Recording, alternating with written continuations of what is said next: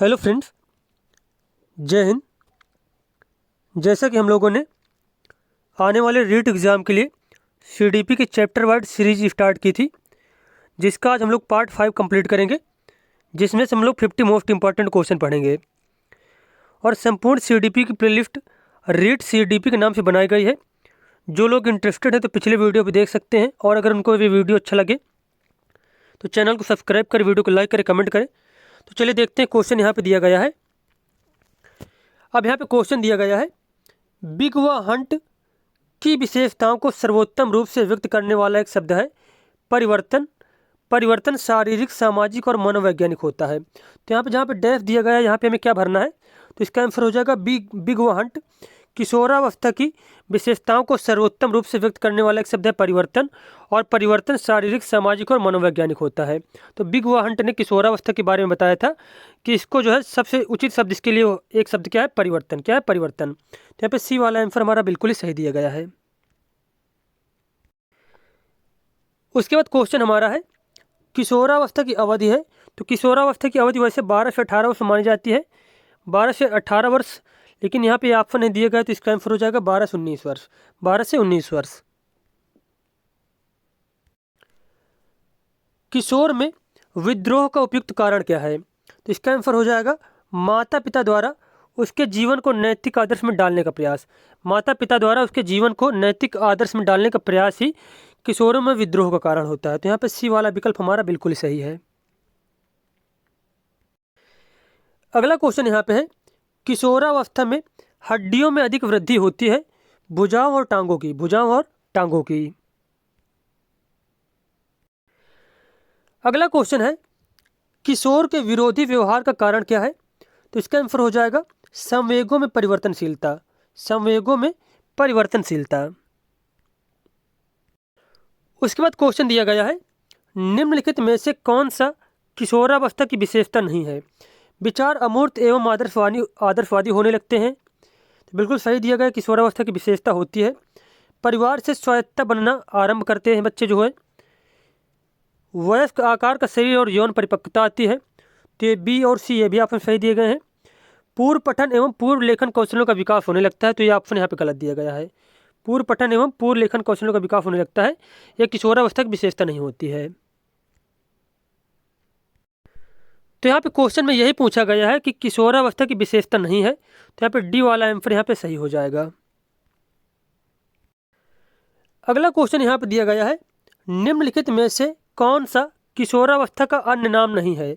बाल्यावस्था तथा प्रौढ़ावस्था के बीच का संधिकाल, समस्यात्मक अवस्था, संघर्ष, तनाव और विरोध की अवस्था, और वयस्कावस्था।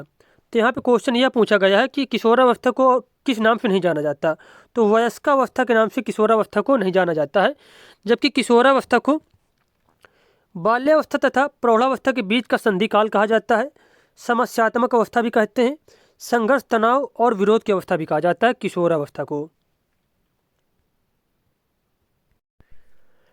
उसके बाद क्वेश्चन है, किशोर अभिवृद्धि आवेग का तात्पर्य है। किशोर के लंबाई और वजन में तीव्र वृद्धि जो लैंगिक परिपक्वता से ठीक पूर्व होती है। किशोर अभिवृद्धि आवेग का तात्पर्य क्या होता है, किशोर के लंबाई और वजन में तीव्र वृद्धि जो लैंगिक परिपक्वता से ठीक पूर्व होती है। तो यहाँ पे ए ऑप्शन सही दिया गया है। उसके बाद क्वेश्चन है, निम्नलिखित में से कौन सा गुण किशोरावस्था का नहीं है। सामाजिक संबंधों एवं संपर्क में बढ़ोतरी होना, समूह के प्रति निष्ठावान होना, आत्म केंद्रित होना, तर्कशीलता का विकास होना। तो यहाँ पर जो सी ऑप्शन दिया गया, आत्म केंद्रित होना, यह विशेषता होती है शैशवावस्था की। कौन सी अवस्था की, शैशवावस्था की जो है, शैशवावस्था की विशेषता होती है। तो इसका आंसर हो जाएगा किशोरावस्था का जो है विशेषता नहीं है, तो सी ऑप्शन यहाँ पे सही हो जाएगा।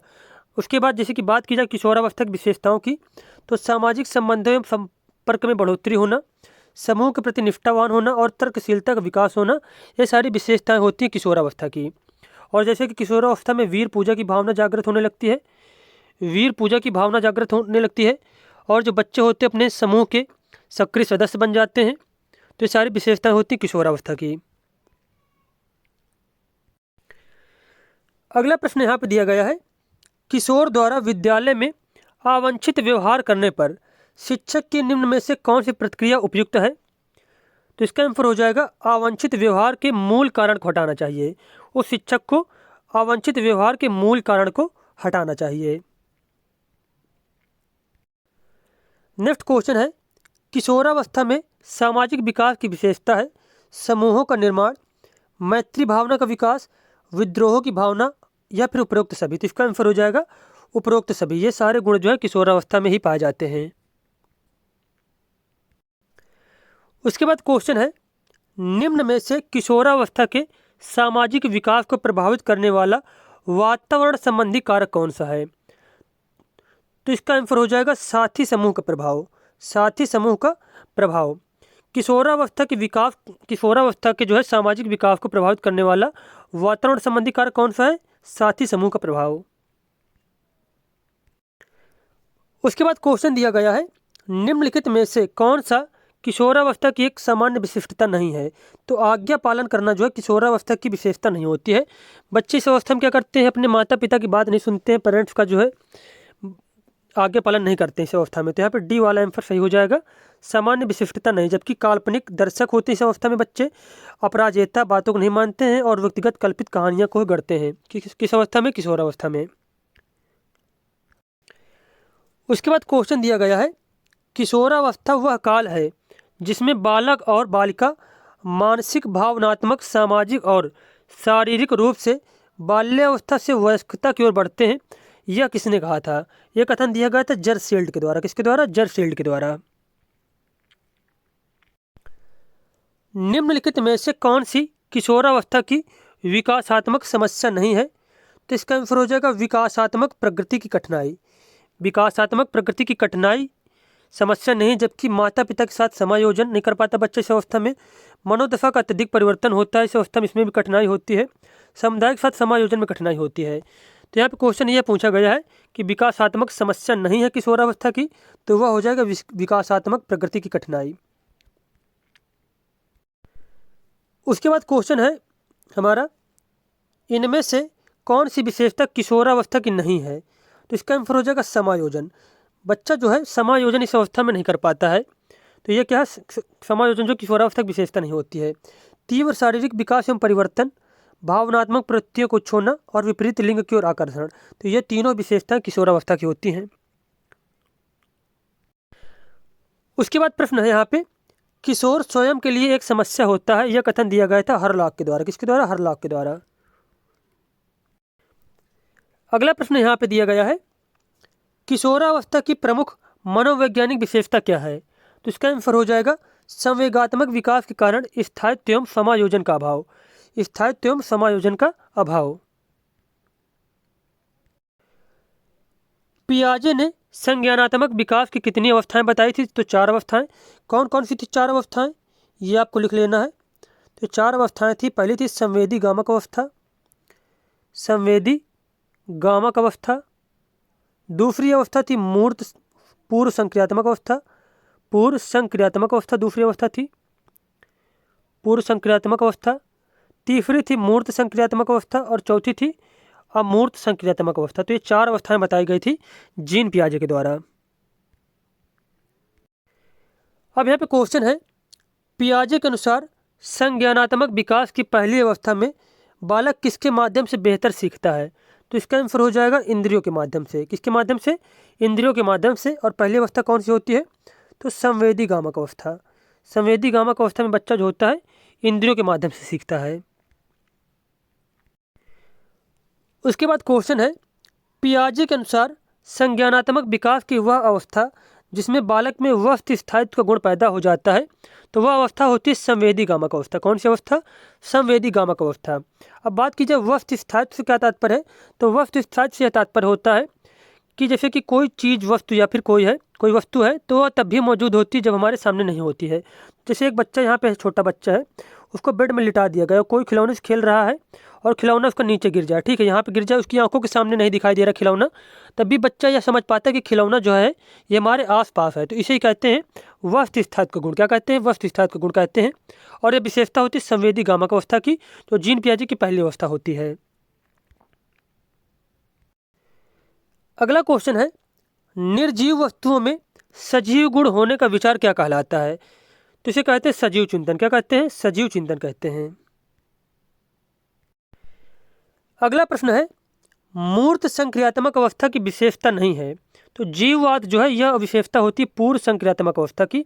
इस अवस्था में बच्चा सभी निर्जीव चीज़ों को सजीव समझने लगता है, जबकि संरक्षण की समझ, पलटन का विकास और ठोस वस्तु आधारित चिंतन, ये सारी विशेषताएं जो होती हैं मूर्त संक्रियात्मक अवस्था की होती हैं।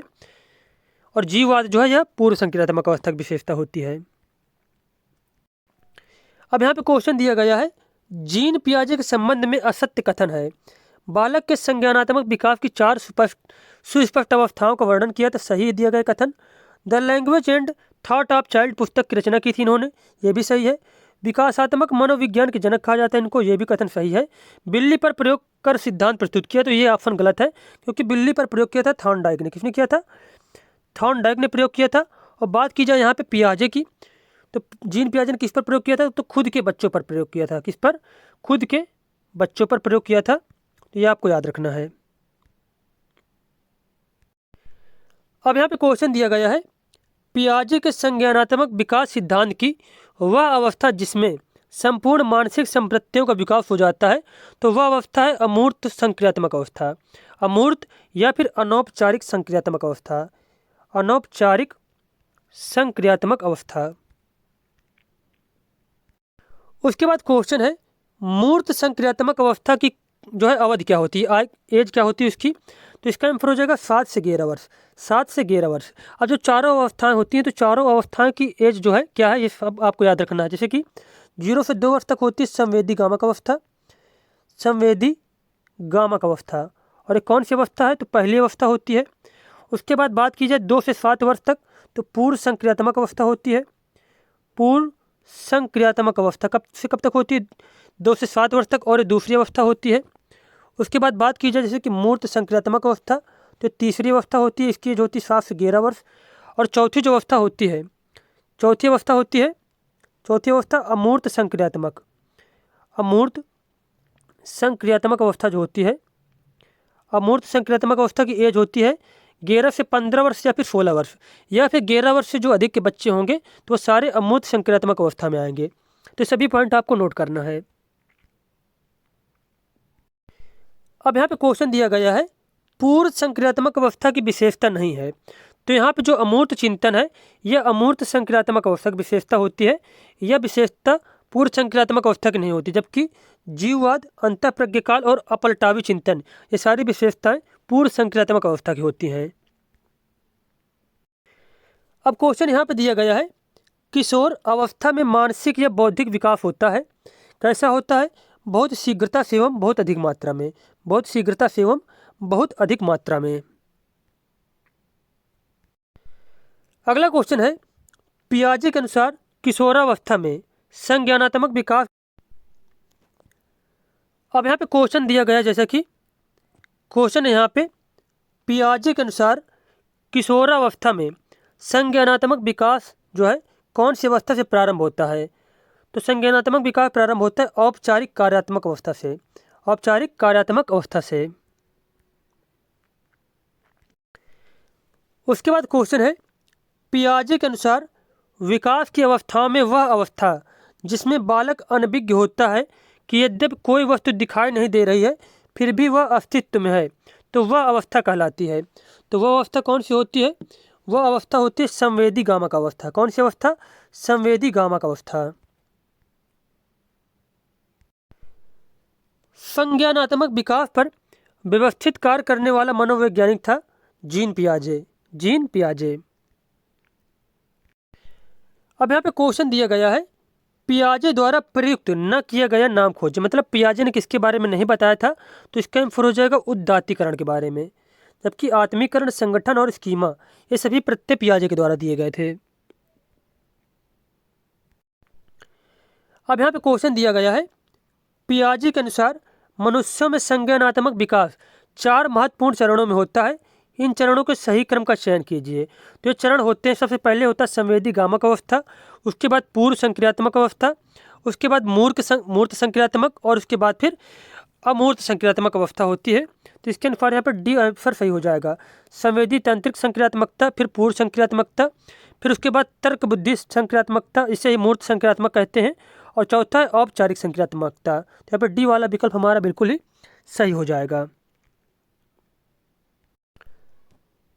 पियाजे के अनुसार संज्ञानात्मक विकास की तीसरी अवस्था कौन सी है? तो इसका आंसर हो जाएगा मूर्त संक्रियात्मक अवस्था। मूर्त संक्रियात्मक अवस्था।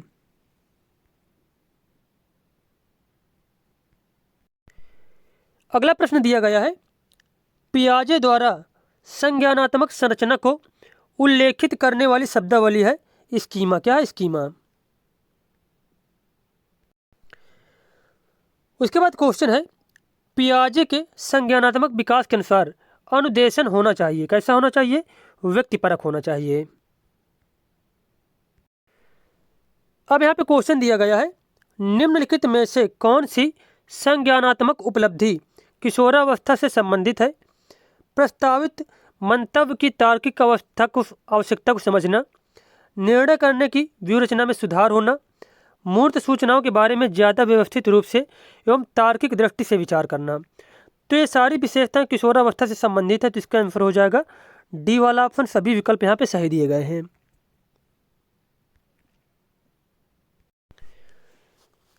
अब यहाँ पे क्वेश्चन दिया गया है, निम्नांकित में से किस मनोवैज्ञानिक ने संज्ञानात्मक विकास में समाज एवं संस्कृति की महत्व पर बल दिया है?